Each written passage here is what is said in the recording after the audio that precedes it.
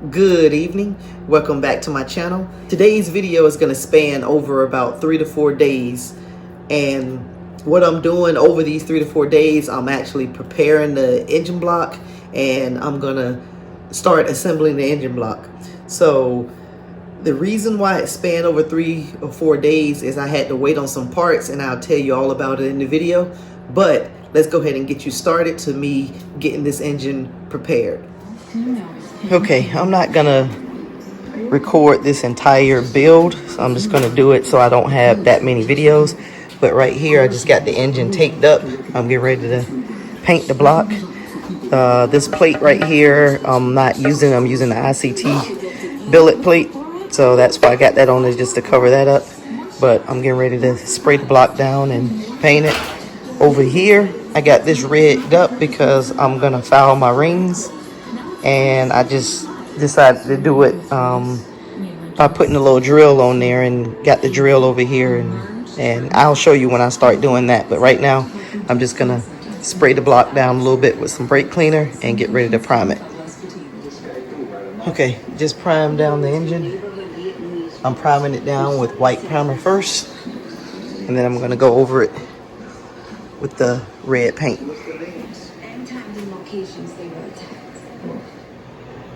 Okay, engine block is all dried now. You can see it's primer white. And from my video earlier, you saw when it was wet and it looked like it was paint, but as you can see now, that is actually primer. So that's a couple of coats of primer. I don't think I'm gonna do any more primer on it. I'm gonna go ahead and get to painting it. Okay, first coat of red is on.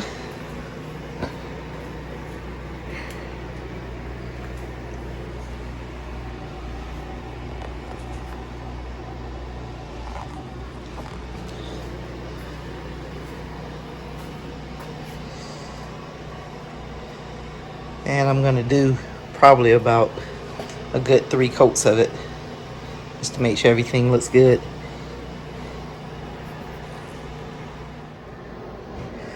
Second coat is complete. This coat, I focus more on the crevices. So the third coat should be good. I don't think I need another coat after the third coat. So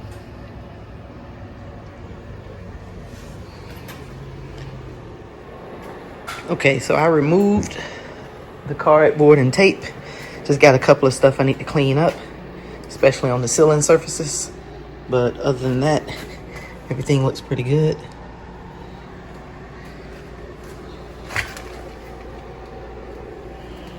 Just like I said, I got some stuff on the sealing surfaces that just needs to be cleaned up. But other than that, everything came out pretty good. I'll finish cleaning that up a little bit later. So, just like I said, I just really want to get the coat of paint on the block so I can go ahead and start doing everything else. But I like the way it came out. Alright, so I'm about to start gapping my rings.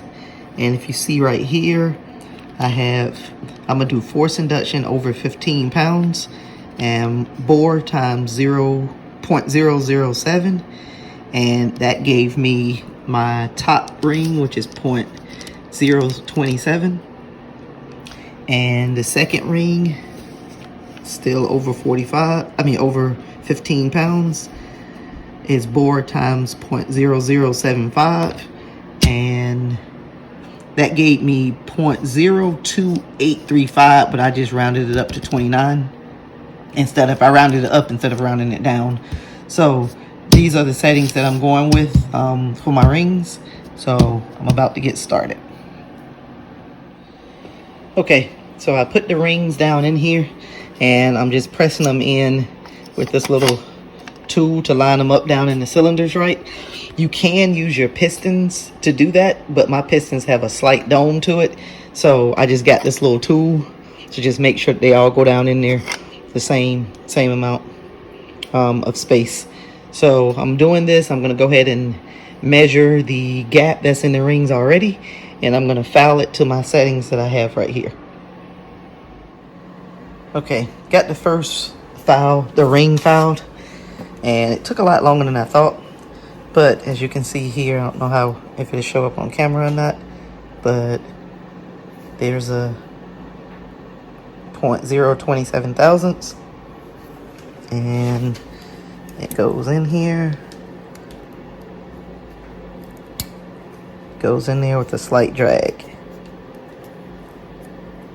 So, and of course I squared it up again before I finalized that it measured correctly.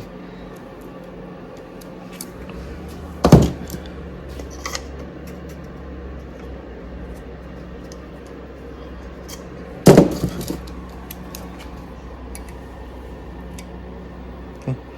All right, slight drag.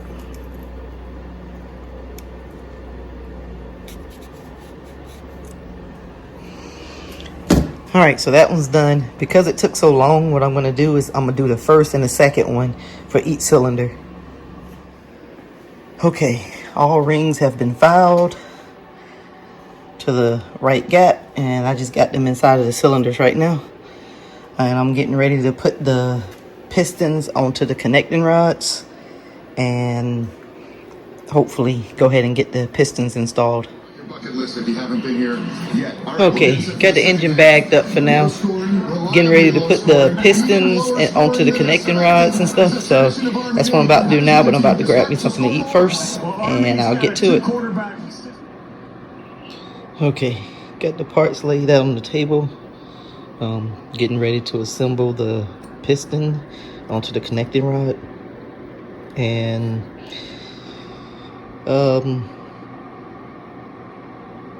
again, I'm not going to hold you through all this. I'm just going to go ahead and assemble them, and I'll show you once I got them assembled. Alright, just finished putting the connecting rods on all 8 pistons. So, I'm going to go wash my hands up real fast, and I'm going to go ahead and install these pistons inside of the block. Okay, I got 3 of the pistons in.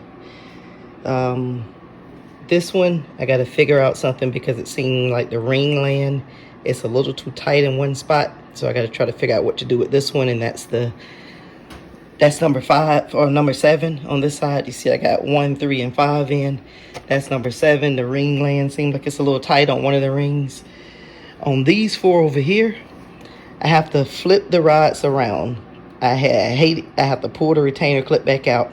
I struggled with the retainer clips, so I have to pull one out, flip the rod around because the chamfer is facing the wrong direction on these. I actually should have faced all the chamfers the same direction. I figured with them being on opposite side, I needed to do 4 this way and 4 the other way, but that is absolutely wrong. All the chamfers need to face the same side. So I think I'm gonna wrap it up for tonight, and I'll hopefully I'll get some time tomorrow to try to finish putting the rotating and assembly together. So okay, so I got all the pistons in on this side. Number 7 was the one that had the ring issue. So what I did is I swapped it out with number 8 on the other side, and I had to check it again with the filler gauge to make sure that the end gap was the same. And it was. So what I did, I swapped it out with that one. So I got this side complete. I flipped the rod over. I flipped the rod over, and I got 2, 4, and 6 installed. And when I went to do number 8, I had the same issue with the ring.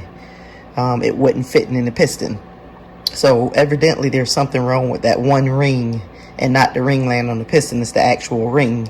So I'm gonna contact Hastings or Summit Racing tomorrow and see if they can get me one ring, or hopefully I don't have to buy a whole set of rings again just for one. So this is gonna hold up the build a little bit, but I'm glad I caught it. And just like I said, I don't want to rush and get everything together, and I have an issue with this. So basically the ring doesn't fit inside of the ring land on the piston. I tried multiple pistons and it still gets stuck in it. So obviously it's just a ring. So that's the only thing. So I just got this one piston to put in and flip the engine over and torque everything down, and I should be ready to put the camshaft in and finish everything else up. So everything was going smooth, so I'm not surprised that I ran into an issue. Usually I run into stuff like this when everything goes smooth. So hopefully I don't have to buy a whole set of rings. They can rectify the situation, but I'll let you know. All right, so I got my ring back in, or I got my set of rings in. I just put it in there, and you see I still got to file it. It's a little too close. So I'm gonna go ahead and file that and get it put on the piston so I can get this last piston in. All right, so I got my piston in now. I didn't record it, but let me show you the number 8 piston that I put in. I'm not sure if I recorded it. I don't think I did. I already flipped this engine over, so but you see it's in there. This engine is pretty heavy, so it's kind of hard to keep spinning over. So what I'm doing now is I'm putting some ARP lube up under the head of the bolts, and then I'm going to torque them down to 30 foot-pounds first, and then I'll come back around and I'll take them to, I'm not sure if I'm gonna take them to 82 foot-pounds or if I'm just gonna do I think it said 30 and then do 60 degrees or something. So, but I'll let you know which one I decide to do after I finish putting the ARP lube up under the bolts. Okay, before I torque the rod bolts down, I want to show you this little thing that I got. It's a torque wrench adapter. It's basically what it is. It goes on a torque wrench, and it gives you the actual sound when you reach the torque. So it's just a little bit more accurate than my Harbor Freight torque wrench. So I'm just going to use this to make sure I get the torque down. And I also have, which I'm not sure if I'm going to use it yet, haven't made my mind up, but I also have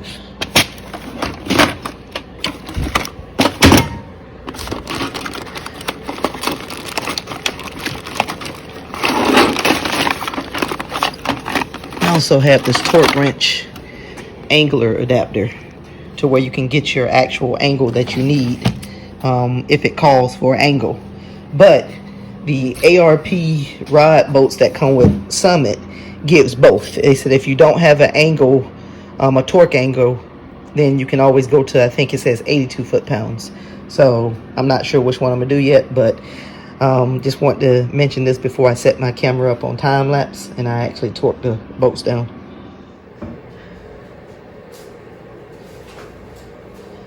So my first pass, I'm only doing 30 foot-pounds.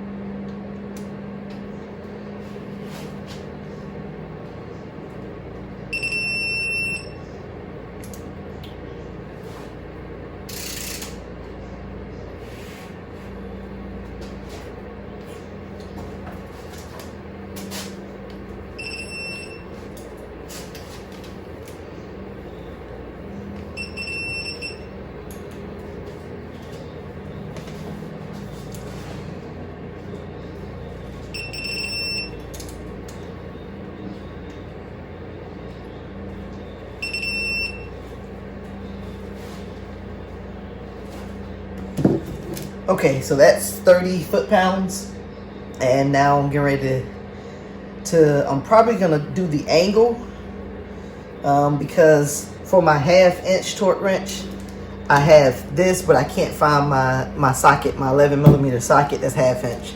So I'm probably gonna use the angle to do it. I'm gonna look up the angle and get exactly what it's supposed to be, and I'll do that. So I'm probably gonna go ahead and time lapse the angle part. So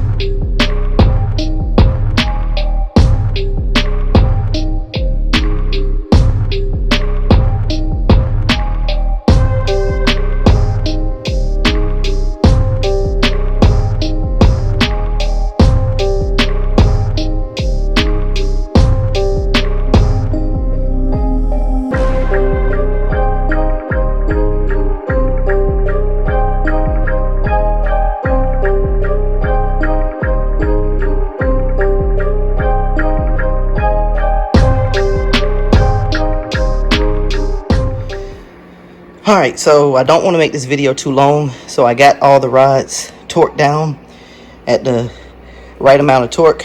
What you saw me do is I kind of got the hang of the torque wrench when I got towards the end. So what I started doing is I went back and unloosened the rod bolts on the first half of the engine and retorqued them back down. So that's what I had to go back through and reuse that one for, just to loosen it up. So I got everything torqued down now, and I think what I'm going to do is I'm going to go ahead and close out this video. I was trying to do everything in one part, but it would make the video too long. So that does it for this part. In part 2, I'm going to go ahead and start putting the cam and everything in, and hopefully it shouldn't be no more than 3 parts. So I'll tell you what I basically was doing and everything when I close this video out. Okay, just finished torquing the rod bolts, and I was going to use the angle, but I found my 11mm 1/2 inch, so I decided to go ahead and use the actual torque wrench in order to do it, the one with the beeping sound, the AC Delco one that I showed you. So I have one in a 1/2 inch and I have one in a 3/8 inch. So I couldn't find my 1/2 inch 11mm, which is why I didn't want to use it at first. But when I found out that my torque angle also used a 1/2 inch, I had to search for my 1/2 inch 11mm. So once I found it, I just used the torque, the AC Delco torque wrench adapter to get the right torques on the bolts. So I torqued them all, got everything torqued down. And what else I wanted? Oh, the rings. I had to buy a whole nother set of rings just because of one ring, and I had to do that because the warranty had expired, considering I bought all this stuff over a year ago. It had a 1-year manufacturer warranty, so I couldn't use the warranty. I had to go and buy a whole nother set of rings just for that one ring in cylinder number 8. So I got that all taken care of. So this concludes part 1. In part 2, I'm going to be putting the cam in, timing chain, putting all that stuff on, and lifters and everything. And just like I said before, I'm going to try not to do too many parts. Excuse me, maybe 3 parts. So in part 2, I'm going to be doing everything except for putting the heads on. Putting the heads on is probably going to be part 3. So thanks for watching. If you haven't, click on that subscribe button, click that notification bell, and I'll see you in the next video.